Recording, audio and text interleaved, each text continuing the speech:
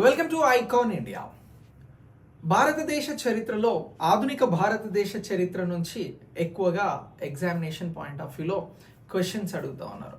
ఈ ఆధునిక భారతదేశ చరిత్ర మోడర్న్ హిస్టరీని మనం ఎక్కడి నుంచి చదవడం స్టార్ట్ చేస్తాము అని అంటే యూరోపియన్ల రాక, భారతదేశానికి యూరోపియన్లు వచ్చిన దగ్గర నుంచి స్టార్ట్ చేస్తాం.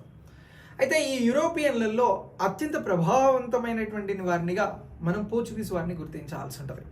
ఎందుకు అని అంటే వీరు భారతదేశానికి నౌక సముద్ర మార్గాన్ని కనుగొనడం జరిగినది. భారతదేశంలో యూరప్ ఖండం నుంచి వచ్చి మొట్టమొదటిసారి వ్యాపారాన్ని నిర్వహించినటువంటి వారు కూడా పోర్చుగీస్ వారు.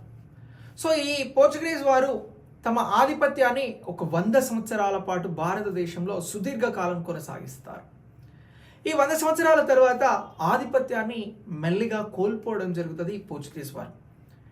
ఈ ఎలా ఆధిపత్యాన్ని భారతదేశంలో కోల్పోవడం జరిగింది అనేటువంటి అంశాలను ఈ వీడియో ద్వారా డిస్కస్ చేద్దాం. వీడియోని లైక్ చేసి మీ ఫ్రెండ్స్కి షేర్ చేయండి. మీరు మీ ఫ్రెండ్స్ కాంపిటేటివ్ ఎగ్జామ్స్ కోసం ప్రిపేర్ అవుతున్నట్లయితే ఐకాన్ ఇండియా యాప్ని డౌన్లోడ్ చేసుకోండి. చాలా క్లియర్కి సంబంధించినటువంటి ఇన్ఫర్మేషన్ ఇవ్వడంతో పాటు ఎగ్జామ్స్ని ఐకాన్ ఇండియా మీకు ప్రొవైడ్ చేస్తూ ఉంది ఆన్లైన్లో ఆఫ్లైన్లో. సో దీనికోసం మేము కింద ఇస్తున్న నెంబర్స్ ద్వారా మీరు మమ్మల్ని అప్రోచ్ అవ్వచ్చు. సో ఇప్పుడు ఈ వీడియోని లైక్ చేసి మీ ఫ్రెండ్స్కి షేర్ చేయడం మర్చిపోవద్దు.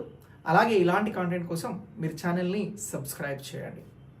సో ఆధునిక భారతదేశ చరిత్రలో అత్యంత కీలకంగా ముందుగా నేర్చుకోవాల్సినటువంటి టాపిక్ ఈ పోర్చుగీస్.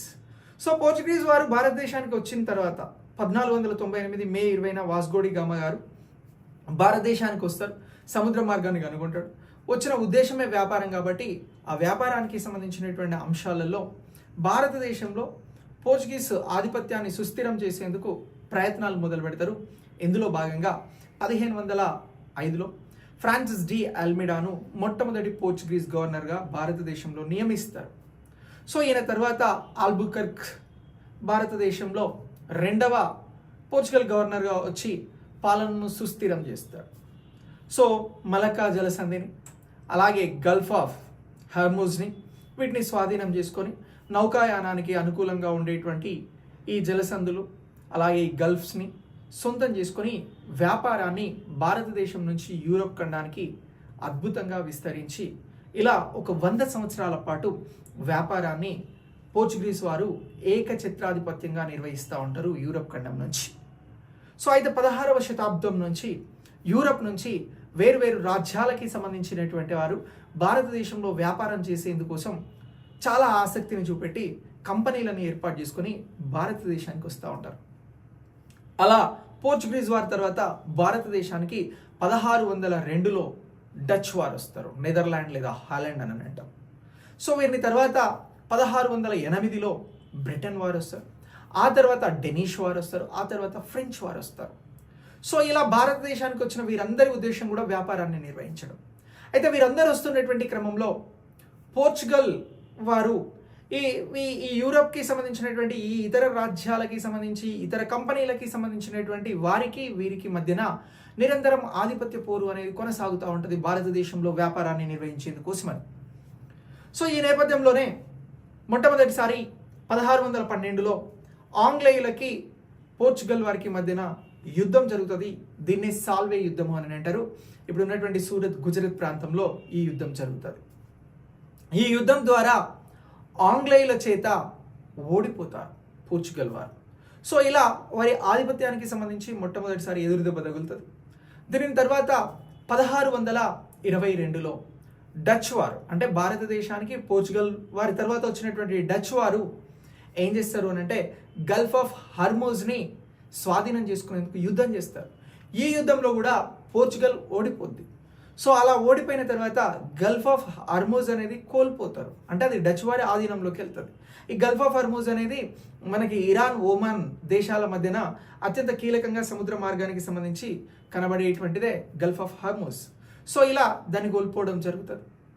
సో ఇక నెక్స్ట్ దీని తర్వాత 1632కి సంబంధించి ఏదైతే భారతదేశంలో ఈ పోర్చుగల్ వారు మత మార్పిళ్లు చేస్తూ ఉంటారు, బానిస వ్యాపారాన్ని నిర్వహిస్తూ ఉంటారు.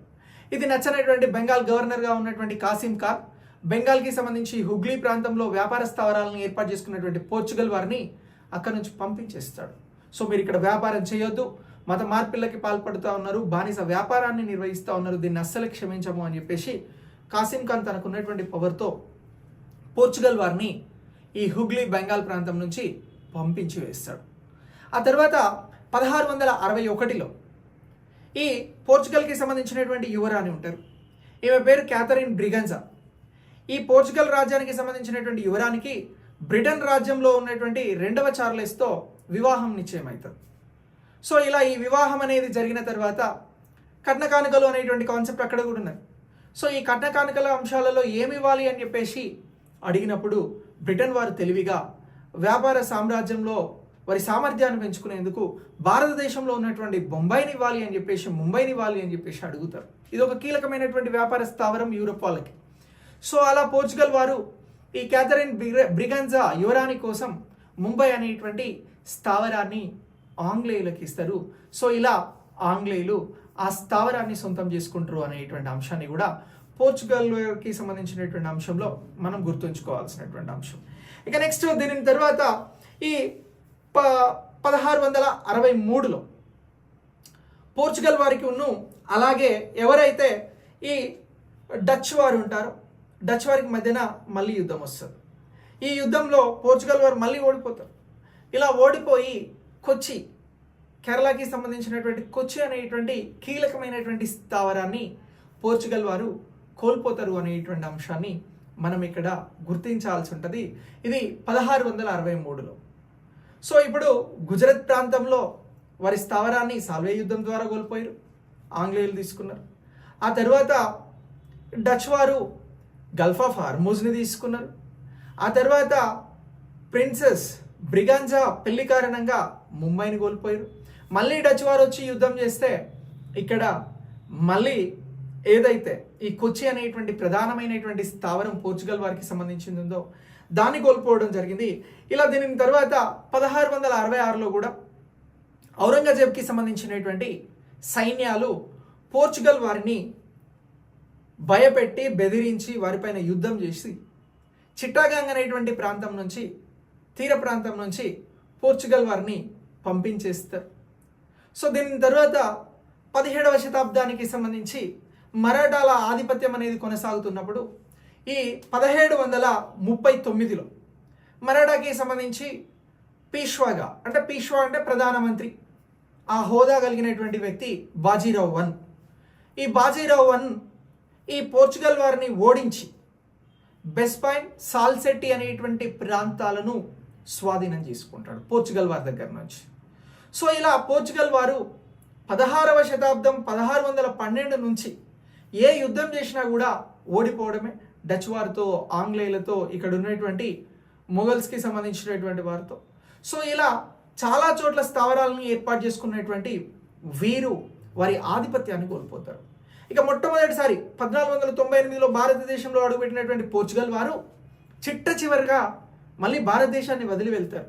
దీనికి కూడా ఒక ఆపరేషన్ జరిగింది. దీన్నే మనం ఆపరేషన్ విజయ్ అని అంటాం.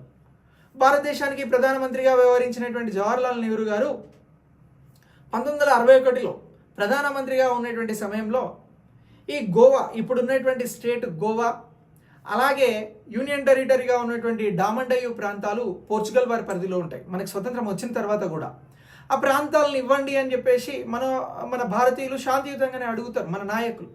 సో దానికి పోర్చుగల్ వారు అంత అంగీకారం తెలిపారు, అంటే ఆమోదయోగ్యంగా ఉండరు. సో దీంతో సీరియస్ అయినటువంటి భారత ప్రభుత్వం వీరిపైన ఆపరేషన్ విజయ్ అనేటువంటి కార్యక్రమాన్ని చేపడుతుంది. సో ఈ ఆపరేషన్ విజయ్ని ఎవరు లీడ్ చేస్తారు అని అంటే జేఎన్ చౌదరి ఆధ్వర్యంలో ఆపరేషన్ విజయ్ అనేటువంటి కార్యక్రమాన్ని నిర్వహించి దిగ్విజయవంతంగా గోవాని అలాగే డామండయ్యుని భారత ప్రభుత్వం స్వాధీనం చేసుకుంటారు. సో ఇలా మొట్టమొదటిసారి యూరప్ ఖండం నుంచి మొట్టమొదటిసారి సముద్రాన్ని కనుగొని భారతదేశానికి వచ్చినటువంటి పోర్చుగల్ వారు 1498లో వస్తే చిట్ట చివరిసారి 1961లో ఆపరేషన్ విజయ్ ద్వారా భారతదేశాన్ని వదిలి పూర్తిగా వెళ్ళిపోతారు.